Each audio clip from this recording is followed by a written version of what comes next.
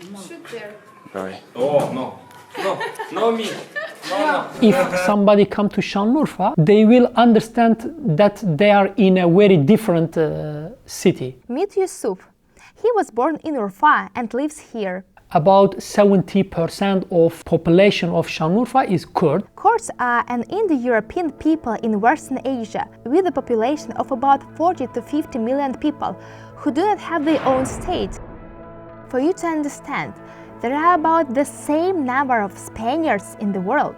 And another comparison, there are more Kurdish people than the population in Poland or Canada.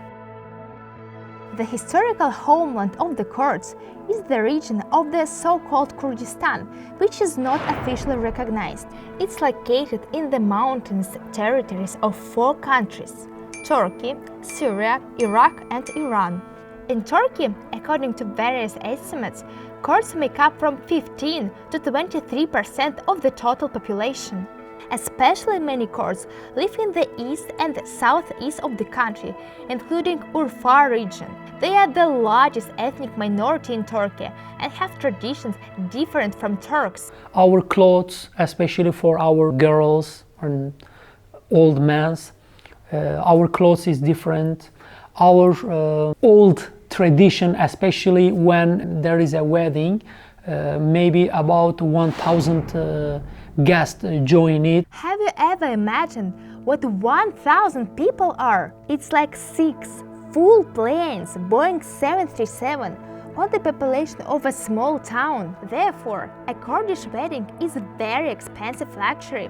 Expenditures can reach $30,000. To make it clear, for this money you can buy a 2-room apartment here.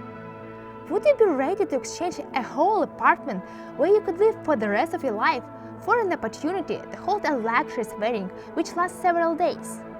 But the high cost of a wedding is not so surprising as the Kurdish wedding traditions. Urfa is a very colorful city.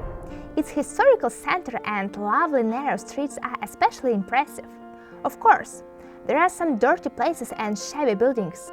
In some districts, the city resembles a bazaar. Everywhere they always sell something, but this is a typical feature of Eastern countries. As far as we understood, the locals love these cookies very much. Just look at the queue at the bakery. And in the traditions of the East, food is kept in the open air. It doesn't matter that dust and dirt from the street could get on products. Since there are few foreign tourists, we attracted a lot of attention. The children immediately saw us and started talking to us. And they showed us their slingshot. Here are the local women, traditionally with many children. And here, somebody piled a bunch of building material right in the center of a popular street, typical for Turkey. In Urfa, you can see small workshops and bakeries, where, of course, the whole family works and children help. Note that only men participate. I guess women are involved in some other work. You can meet a lot of Syrians in the city. For example, this guy is from Syria, and he has been living in Turkey for several years. Since the region is on the border with Syria, there are many refugees from there. Syrians account for about 15% of the local population, and some of them don't speak Turkish very well. And the language barrier prevents integration of Syrians from the surrounding community. When the war in Syria started, mostly children and young Syrians under 20 went to Turkey.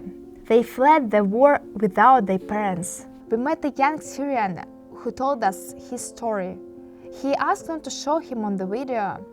The guy was brought to Turkey at the age of 7. His mother and father died in the war and he became an orphan. Now the guy is 15 and he studies at a Turkish school, and after school he works at a local bakery. It's hard for him. However, he hopes to find a good job in Turkey or Europe in future. And there are thousands of stories like his.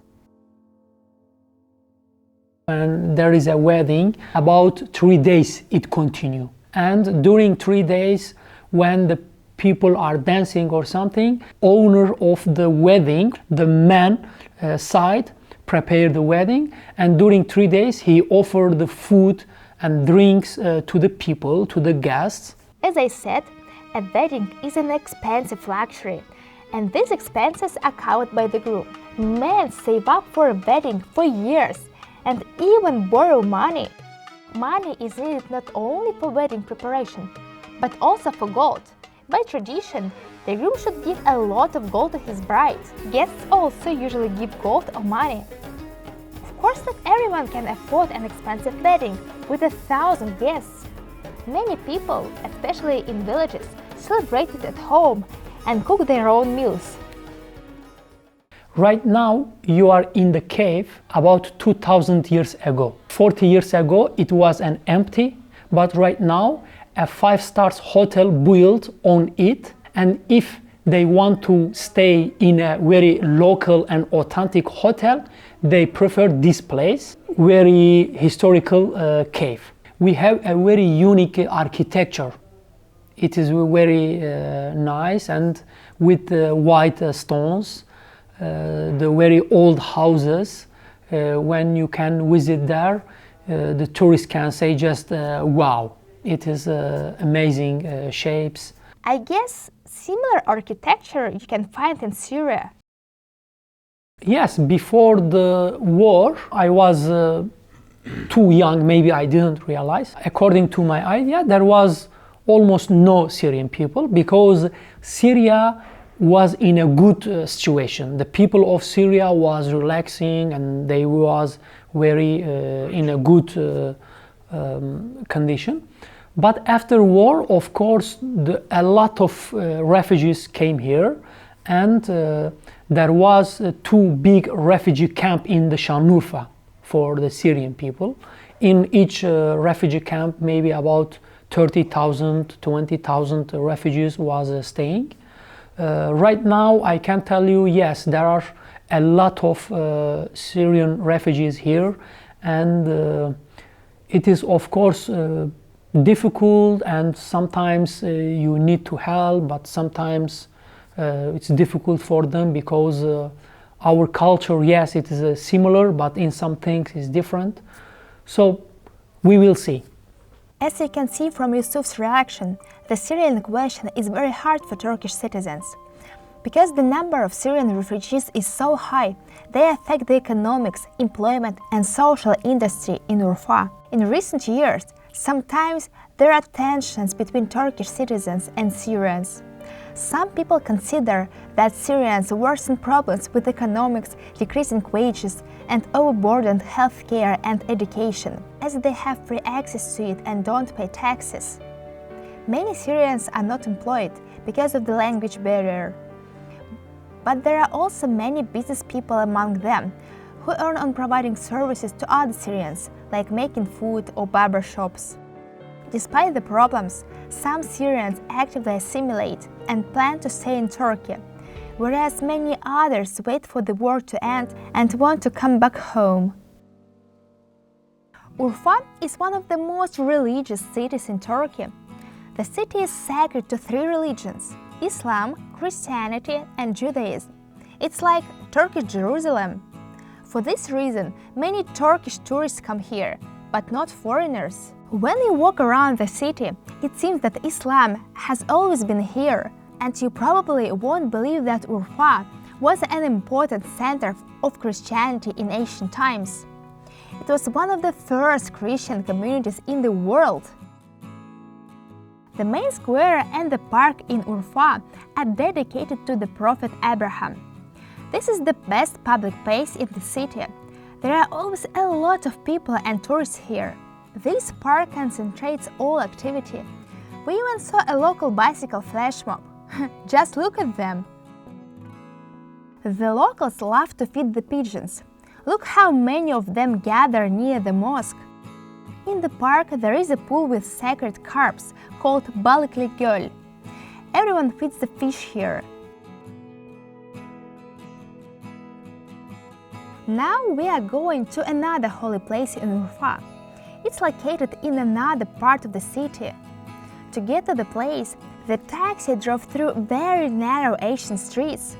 It's surprising that cars are allowed to drive here and that somehow there is room for several cars. Prophet Job lived in Urfa. He lost all his children, and then the God sent him an illness to prove his loyalty. Job never rebelled against the God, and eventually he was rewarded with a well with holy water, which cured his illness. And here you can see the well which is believed to be the one sent by the God. This is a modern well where you can pour holy water. Urfa is a very ancient city, but not the most ancient. Near the city, there is the most ancient building ever created by humans and found so far. It's called Göbekli Tepe, and it's 12,000 years old. We have made a video about Göbekli Tepe. Look for a link in the video description. And here's another very ancient site in Urfa. Look at this hill. This is a Roman and Greek cemetery. The tombs here date back from the 2nd till 4th century. There are still some buildings on the top. The slum used to cover it all, but decades ago it turned out that under the slums there were ancient tombs. So, after the government realized the importance of the site, it decided to demolish the slums, so that exploration could be conducted in the necropolis. People lost their homes because their houses were built illegally, but the historical site was preserved. Now it's a protected area. But in Urfa, there are other historical places hidden under slums. The problem remains. Just 30-minute drive from Urfa, there is even a more ancient city called Haran. When you walk in Haran today, it's hard to imagine that this place is very, very old. But about 5,000 years ago, it was a very important religious and commercial center. As you can see, the town is not rich. Now we are near the fortress. This is one of the main attractions here. The area looks like this. There is no paved road. Nearby there are some barracks and incomprehensible constructions. Here is a goat tied to a trash can. Chickens run everywhere. This is where the local kids play. The girls are a little bit embarrassed by the camera. Apparently, there are not so many foreign tourists here. But this place was an important religious and commercial center almost 5,000 years ago. It was the center for sun and moon worshippers. In the earlier Islamic period, a mosque and a university were built here, and they both became the first in Anatolia. But today we can see only their ruins. There is no preserved historical texture of the city, only standing alone ancient buildings. They are trying to carry out a reconstruction here, but because they use modern materials, it looks artificial here. The fall of Haran was caused by the Mongol attack in the 13th century. The city was badly damaged and abandoned. Today, tourists come here to see beehive houses. This type of housing was especially popular in the region because of the lack of timber. The locals built houses from materials which they could easily find, such as stone, brick, and mud. This architecture is unique in Turkey and rare in the rest of the world. There used to be thousands of beehive houses in the city. They were everywhere in Haran, but today there are just several hives that were preserved for tourists. Beehive houses are always cool, even in heat, because hot air accumulates at the top of a roof and exits through the hole.